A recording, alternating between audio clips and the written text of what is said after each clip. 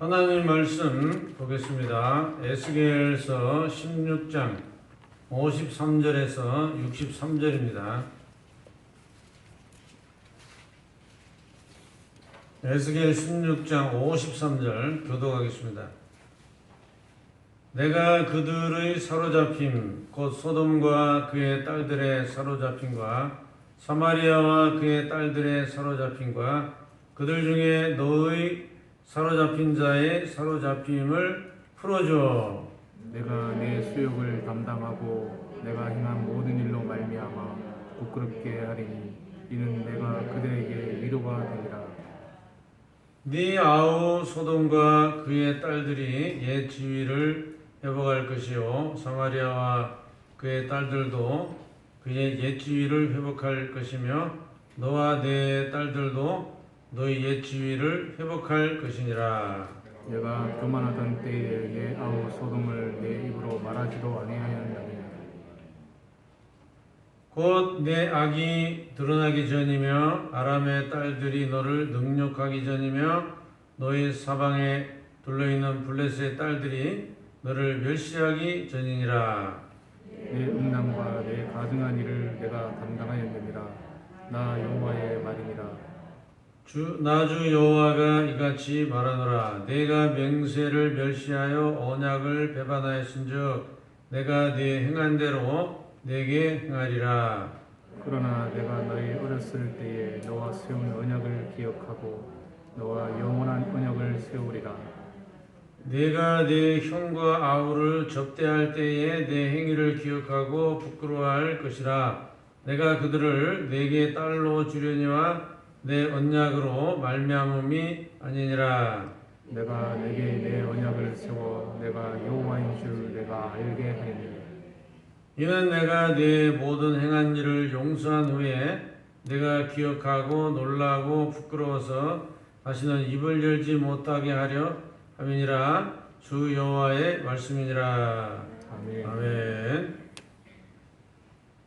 지난 수요일은 이제 사마리아와 소돔보다 예루살렘의 죄악이 더 중했다, 더 심했다 이런 차원의 말씀을 묵상을 했고, 오늘 주신 말씀은 예루살렘의 회복을 예언하는 그러한 말씀입니다.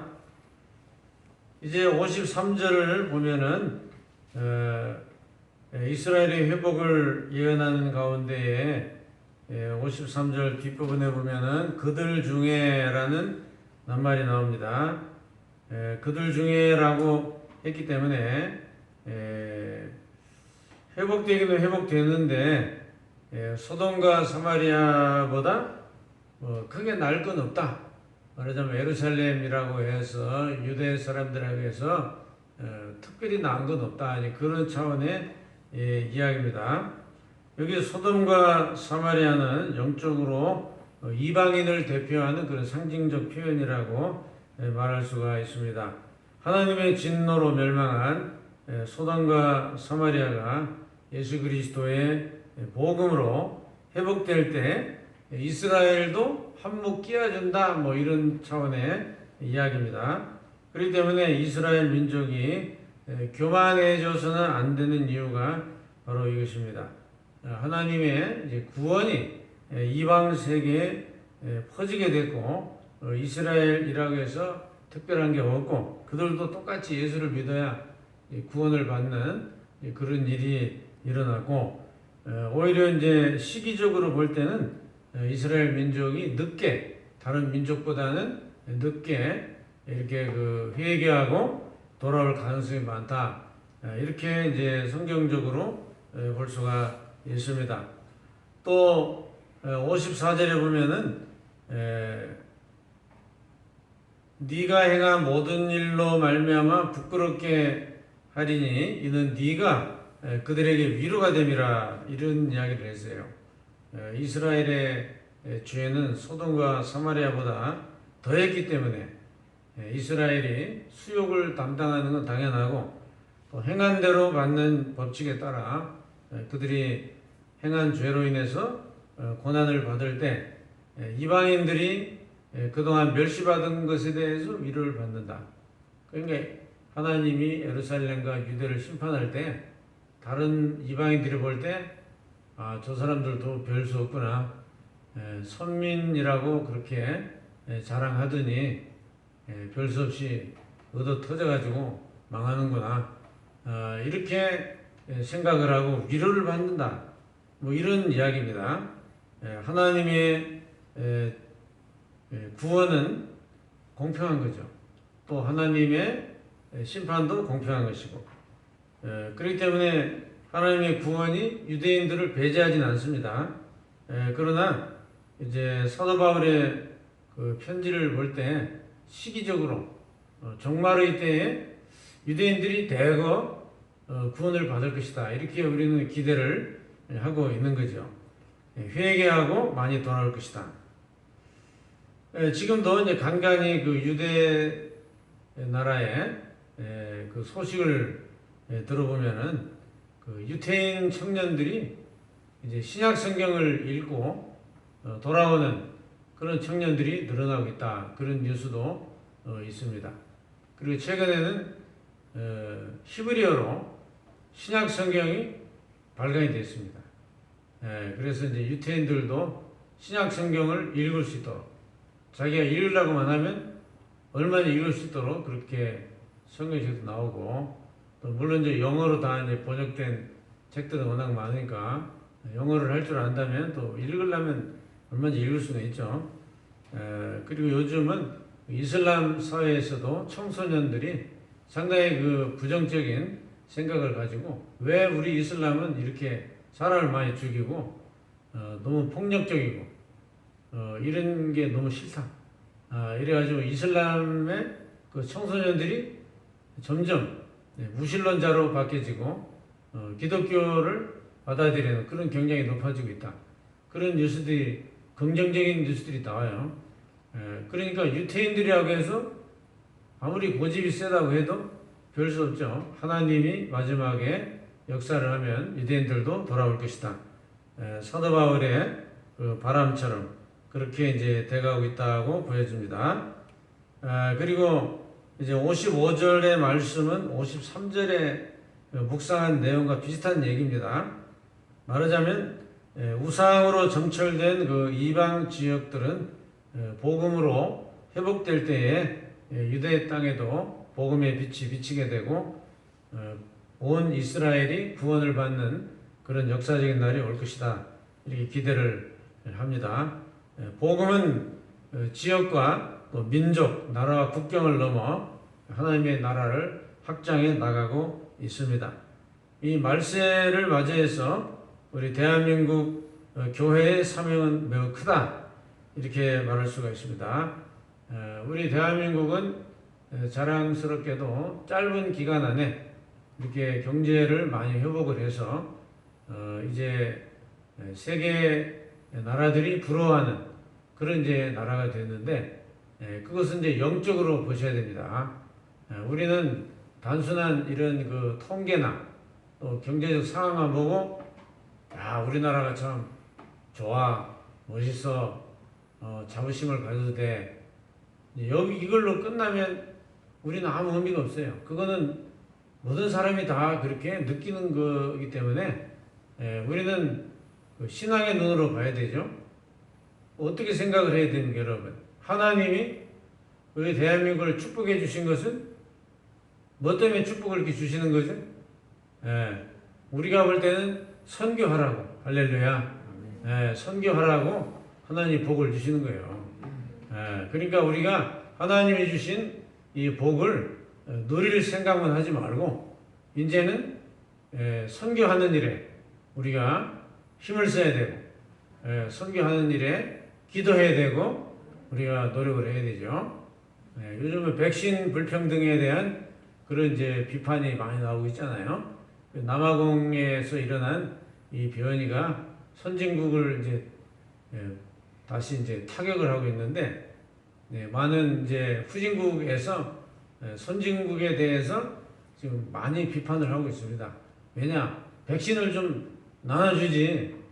지들은 돈 많다고 선진국가라고 잔뜩 사모아가지고 뭐 1차, 2차, 3차 맞고 뭐 자기들끼리 날리는데, 지금 세계보건구에서 이렇게 그 약속을 했잖아요. 후진 국가에도 몇 프로까지는 다 맞을 수 있도록 하겠다. 그래 놓고는 선진국이 돈을 안 내니까 백신이 안 가. 그러니까 변이가 일어나서 결국은 이게 이제 다시 또 역수입되는 거 아니에요? 그러니까 우리가 부자가 된다, 돈이 많이 있다라는 거는 하나의 중요한 이것도 사명이에요.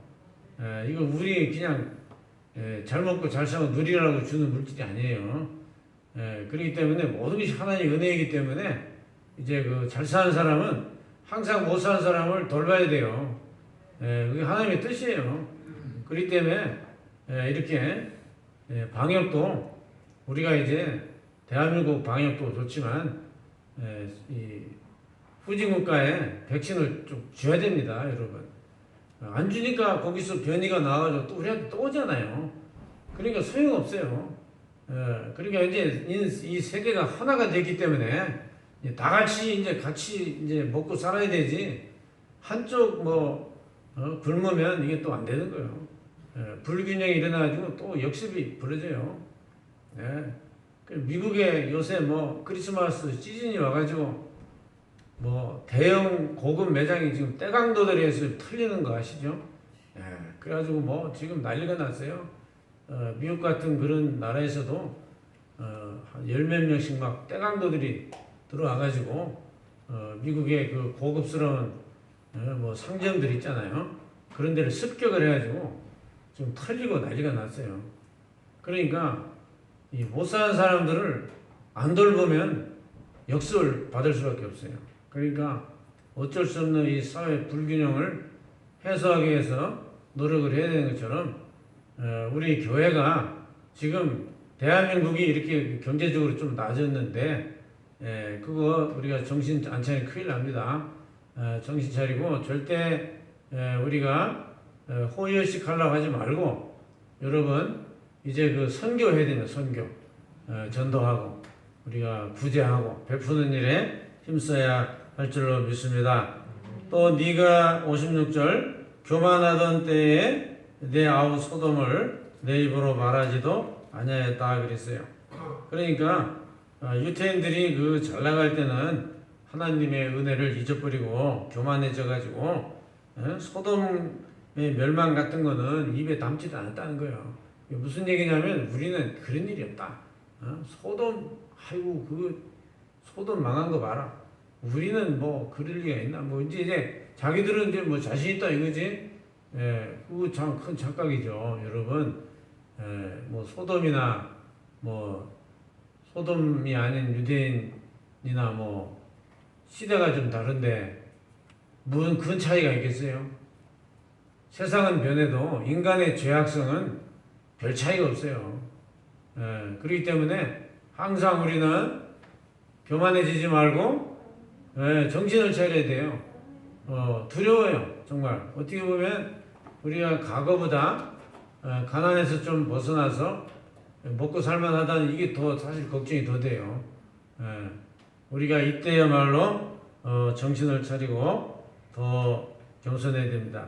자, 그 다음에 이제 7절 보면 너 악이 드러나기 전이며 아람의 딸들이 너를 능력하기 전이며 블레셋 딸들이 너를 멸시하기 전이다.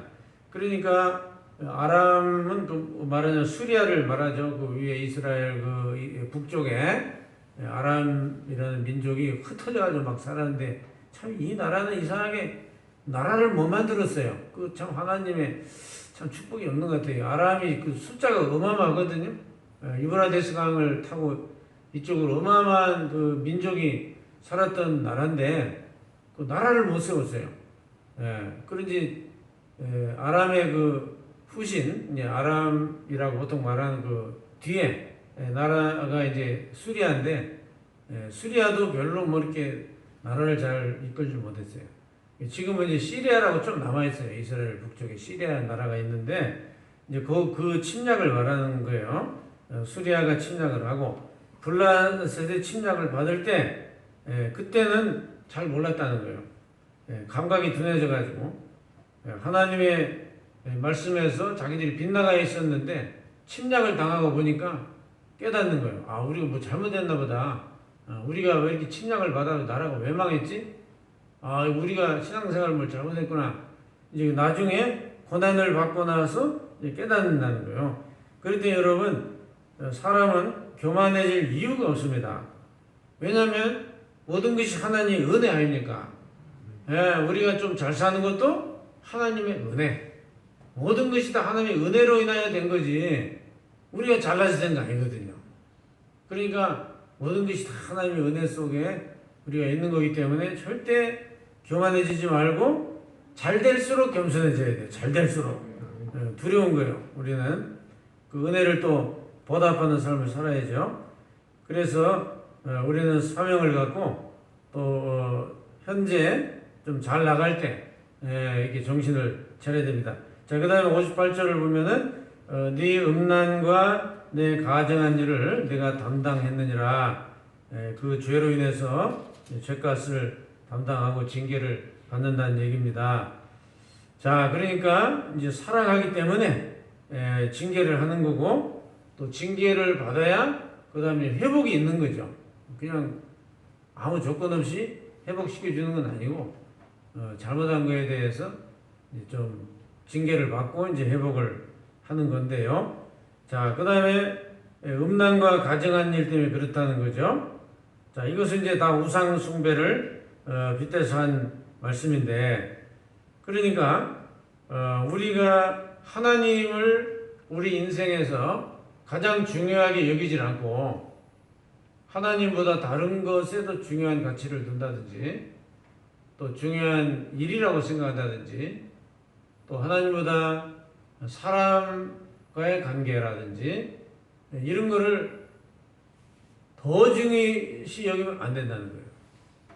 그런데 이게 중요하긴 중요하죠. 우리가 인생을 살면서 인간과의 관계라든지 또 우리의 삶의 모든 것이 다 허잡스러운 건 아니에요. 다 우리에게 중요한 문제입니다. 현실적인 문제죠. 그렇지만 하나님보다 더 중요한 건 아니라 이 말이에요. 우선순위의 그 가치를 우리가 잘 그 생각을 하고 살아야 된다. 그래서 항상 우리에게는 하나님이 우선이고, 하나님께 예배드리는 게 우선이고, 하나님을 향한 마음이 먼저 우선이다. 그게 이제 정신을 차린 삶. 근데 이제 우상을 숭배한다는 것은 결국 자꾸 이제 하나님을 향해야 될 마음을 자꾸 뺏기는 거예요. 딴 데 신경 쓰고 엉뚱한 짓 하고 뭐 이렇게 살아가는 것 자체가 하나님 보실 때는 기분이 안 좋으신 거예요. 그러니까 시시때때로 하나님을 의지하고 우리 의식 속에 하나님이 계셔야 되고, 늘 주님께 감사하고, 또 우리 하나님께 수시로 기도하고 그렇게 살아야 되는데, 하루 종일 살면서 새까맣게 하나님을 잊어먹고 그냥 인간적인 생각으로 막 살고 또 이런 가치를 따라 막 나가고, 그러면 이제 거기에 대해서 열매가 나오는 거죠. 그 사람의 모든 행동과 말과 그 모든 것이 다 열매인데 그게 다 이제 나타나는 거 아니에요? 자기의 그 삶의 가치대로 나타나는 거기 때문에 뭐 거짓말도 못해요. 그러니까 저와 여러분의 마음에는 항상 하나님이 우선이다, 교회가 우선이다, 말씀이 우선이다, 이런 이제 그 정신을 유지해야 된다. 자, 그 다음에 59절 네가 맹세를 멸시하여 언약을 배반하였은즉 내가 네 행한 대로 네게 행하리라. 그 언약을 배신한 것. 근데 이제 물론 이 하나님이 우리와 맺은 행위 언약이라는 게 있어요. 그러니까 성경에는 조건을 다른 언약이 많죠. 네가 이렇게 순종하면 복을 주고 불순종하면 저주받고 뭐 하는 이런 이제 모든 조건부 언약. 이 성경에는 이런 조건부 언약이 굉장히 많습니다. 근데 이 조건부 언약이 다 행위 언약이라 그래요. 왜냐하면 지금 행한 대로 받는 거니까. 이것이 이제 하나님의 그 언약인데, 이거를 배신했다는 얘기는 뭐냐면 불순종을 한다 이 말이에요. 그러니까 하나님이 우리와 언약을 맺을 때 둘이 이제 쌍방간에 의논을 해가지고 이렇게 합의를 해서 그럼 뭐 같이 사인을 해가지고 이렇게 맺는 그런 언약이 아니에요, 이게. 그러니까 하나님과 우리가 맺은 언약은 일방적인 언약이에요. 일방적인 거. 하나님이 그렇게 일방적 언약을 해버린 거예요. 그러니까 우리가 뭐 가타부타 뭐 사인하고 뭐 나 동의 안 했는데요, 뭐 그게 안 통하는 거예요. 그러니까 하나님이 일방적으로 언약을 해버린 거예요. 그러니까 이제 우리는 여기에 대해서 순종하느냐 불순종하느냐 이것만 남아있는 거지, 계약을 뭐 내가 취소합니다, 그게 통할 수가 없는 거예요. 그게 안 통해요. 계약이 이미 됐기 때문에. 이게 좀 불평등 계약이죠. 사회적으로 볼 때는 불평등 계약인데 하나님은 그렇게 계약을 했어요. 그러니까 우리는 순종을 해야 돼요. 다른 방법이 없어요. 불순종 해봐야 그 나한테 좋은 일이 없어. 그러니까 하나님하고 아무 내가 항의를 해봤자 소용이 없어요. 하나님은 주인이시고 주권을 가진 자이기 때문에 우리는 어쩔 수 없이 그 행위 언약에 순종을 해야 돼요. 그러니까 하나님의 말씀이 다 그 하나의 언약이죠. 그리고 우리가 달라서 준 것도 아니고 또 우리는 아무것도 몰라요. 하나님이 주셨기 때문에 받았고 또 이 말씀대로 살아야 되는구나. 우리는 그렇게 알고 사는 거예요.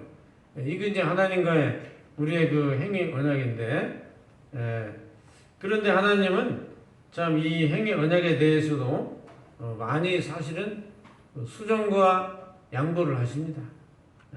FM대로 하면은 우리 정말 절단나죠. 저 여러분 지금 전부 다 뭐 다리 하나씩 절고 다니든지 눈이 하나 빠졌든지 뭐 이렇게 전부 뭐 이렇게 환자가 되나 살아야 되지. 우리 죄 짓는 거 보면은 너 왜 또 거짓말해서 니 또 사기쳤구나, 니 또 왜 또 이래가지고 맨날 두드려 맞아봐요. 아이고 기가 막히기 싶다. 그런데 하나님이 그렇게 하지는 않는 게 진짜 천만다행이지. 그래서 또 용서하고 또 이해도 해주시고 또 우리를 불쌍하게 주시니까 우리가 이제 그나마 지금이라 이렇게 사는 거예요. 그러니까 하나님의 언약이 참 무섭지만 그래도 그 언약에는 사랑이 있고 긍휼이 있고 용서가 있기 때문에 우리가 이제 사는 거죠. 근데 이제 더 놀라운 언약을 주신 거예요. 우리 이것 때문에 진짜 사는 거예요. 60절에 보니까 너와 세운 언약을 기억하고 너와 무슨 언약을 세운다고 했어요? 영원한 언약을 또 주신다. 야, 이게 또 뭐냐 이거? 응? 그게 바로 은혜 언약이라는 거야. 할렐루야. 야, 그런 언약도 있어. 근데 이거는 아무도 발견하지 못한 거예요. 이 세상에 모든 종교가 있고 모든 가르침이 있는데 그것은 하나님이 말씀한 이 행위 언약이라고 하는 이 범위를 벗어나질 못해요. 천없는 종교도 다 이걸 가르쳐요. 다 행한 대로 받는다는 이걸 가르치지 그 이상은 없어요. 그게 전부예요. 인간의 깨달음과 철학과 모든 그 고행과 수행을 통해서 얻어진 것은 거의 다 대동소이한 거예요. 다 지 할 탓이고 지 행한 대로 받는다. 그러니까 천당 가는 것도 누구 할 탓이요? 다 자기 할 탓이요. 자기가 잘하면 이제 천당도 가는 거고 자기가 잘못하면 못 가. 이게 모든 종교의 공통적인 가르침이에요. 그런데 성경에만 있는 가르침이 있다는 거예요. 어느 경전에도 없는 오직 성경에만 나오는 가르침이 있는데 그게 바로 은혜 언약이라는 은혜 언약. 이야, 이 은혜로 우리를 구원한다는 거예요. 구원 문제만큼은 하나님이 은혜로 해주신다는 거예요. 조건 없어요. 하나님이 은혜로 하는 거예요. 그러니까 우리는 그것만 붙잡아도 수지 맞는 거예요, 사실. 우리가 어떻게 구원을 받겠어요? 너 행한 대로 내가 구원하리라 하면서 뭐 하나님이 다 이렇게 볼펜 들고 체크해가면서 네 이래가 구원 받겠나? 그러면서 이렇게 뭐 하나님이 체크한다면 우리 천당에 어째 가겠나 우리가. 그런데 하나님께서 은혜로 구원하기 때문에, 믿음으로 구원하기 때문에, 사랑으로 구원하기 때문에, 십자가로 용서했기 때문에 우리가 구원받는 거지 딴 거 없어요. 우리가 의도 없고 우리는 구원받을 자격도 없어요. 그래서 이것이 이제 은혜 언약인데 이 은혜 언약을 하나님이 세워주시는 거예요. 얼마나 놀라운 은혜입니까? 자, 그다음 61절. 네가 네 형과 아우를 접대할 때에 내 행위를 기억하고 부끄러워할 것이다. 이것을 이제 그 복음적으로 그렇게 이제 해석한 주석이 있어요. 이 말씀은 이해하기가 참 사실은 좀 어려워요. 그런데 이제 복음적으로 어떻게 그 박연선 박사 같은 경우는 이것을 어떻게 주석했냐면 유태 민족이 예수 그리스도로 말미암아 구원 받아가지고 천당에 들어오는 이방인들이 있을 거야. 우리 한 사람들 유태인이 아닌 사람은 다 뭐 이방인이니까 우리가 이제 예수 믿어서 천당에 들어갔어요. 그러면 유태인들이 우리를 그 구원받은 유태인이 우리를 환영한다는 거예요. 어서 오라고. 그렇게 이제 해석을 했어요. 그 재밌는 해석이라고 생각이 돼요. 그래서 너 달러 준다는 말이 그겁니다. 그래서 이 하나님의 새로운 영원한 이 은혜 언약, 이것은 인간적인 것이 아니에요. 그러니까 유대인들이 뭐 율법주의나 내가 늘 얘기하는 뭐 탈무드를 공부해가지고 그걸 따르는 거라든지 외식주의 그런 거 가지고 가는 것이 아니에요. 이것은 온전히 하나님의 은혜에 의해서 주어지는 그런 약속입니다. 그래서 62절에 내가 너에게 내 언약을 세워 내가 여호와인 줄 네게 알게 하리라. 그래 하나님이 세우시는 새 언약은 예수 그리스도의 보혈의 피로서 세우시는 언약입니다. 행위를 조건으로 달고 하는 언약이 아닙니다. 그리고 이것은 전혀 예상도 해본 일이 없고 그런 생각도 안 해봤고 꿈도 못 꾸는 정말 희한한 그런 언약이 우리에게 발표된 겁니다. 그리고 이 언약은 구약 성경에 이미 증거가 됐습니다. 그런데 눈이 가려져 가지고 안 보여. 그 하나님의 은혜 언약이 구약에도 있어요. 있는데 우리가 그걸 발견을 못해요. 잘 깨닫지를 못해요. 예수를 믿고 거꾸로 봐야 그게 보여요. 희한한 말씀입니다. 그 구약 성경만 읽을 때는 이게 무슨 말인지 몰라요. 그리고 유대인들도 저희들끼리도 갈라져 가지고 모세 오경만 믿는 유대인이 있고 말라기서까지 믿는 유대인이 있고 저끼리 또 바리새파 사두개파가 그래 또 싸우는 거예요. 그러니까 가르침이 다르죠. 그러니까 선지서 모세 오경 말고 여호수아부터 이제 역사서 선지서 쭉 나오는데 거기는 예수님 이야기가 많이 나와요. 근데 모세 오경에는 많이 안 나오죠. 근데 모세 오경에도 사실은 예수님 얘기가 많이 나오고 있어요. 근데 영적으로는 그게 안 보이지. 그러니까 예수를 믿고 구약 성경을 보면은 보여요. 이게 예수님 얘기하는 거구나. 우리 눈에는 보여. 그런데 예수를 모르면 그게 안 보여. 이게 무슨 말이지? 그냥 문자대로 유대인들의 성경 해석의 특징이 그거죠. 문자대로 그냥 그대로 믿는 거예요. 문자대로. 그러니까 그 영적인 의미를 찾아낼 수가 없죠. 영적 의미도 없고. 자, 그래서 하나님이 구약 성경을 통해서 이미 은혜 언약을 주셨고 또 예수님이 십자가에 죽으시고 부활하심으로 은혜 언약이 확실히 이제 나타났습니다. 그래서 마지막 63절에 용서한 후에 네가 기억하고 놀라고 부끄러워서 다시는 입을 열지 못하게 하려 함이니라. 다시는 입을 못 열어. 왜? 하나님이 우리를 용서하시고 이렇게 큰 은혜를 주셨기 때문에 우리가 누구 앞에서도 잘난 척을 못해요. 특히 하나님 앞에서는 우리는 천당에 가서 할 말이 있을까요, 없을까요? 아무 말 없어요. 천당에 가서 자랑했다는 큰일 나요. 천당에서 아무 자랑도 못해요. 우리는 감사합니다, 할렐루야, 여호와를 찬양합니다. 그 말밖에 할 말이 없어. 무슨 할 말이지 죄인들이. 그러니까 이 하나님의 새 언약과 또 이 놀라운 그 은혜를 우리가 생각하고 이것이 이제 인간에게서 온 것이 아니고 하나님으로부터 온 것이다라는 것이고 또 예루살렘이 복음으로 회복되는 날을 우리는 기다리고 있습니다.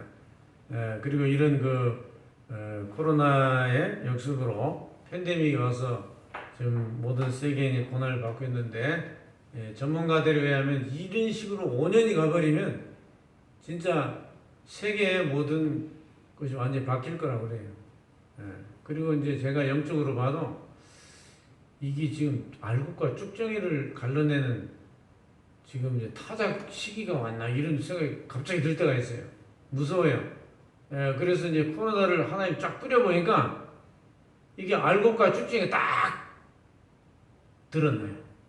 믿음이 있는 사람과 믿음이 없는 사람이 확 표시가 나는 거예요. 예, 확인이 뭐예요?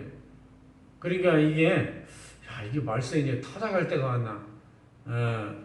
정말 정신을 차리고 우리는 끝까지 믿음 잃지 말고 예수 잘 믿으시기를 축복합니다. 기도하겠습니다.